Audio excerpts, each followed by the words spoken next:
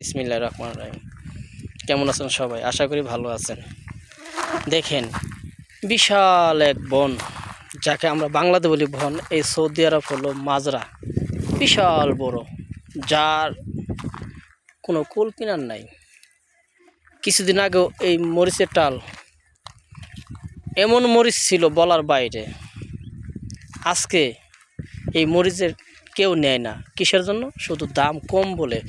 তাই পুরো মাজরা মেশিন দিয়ে কেটে দেওয়া হয়েছে।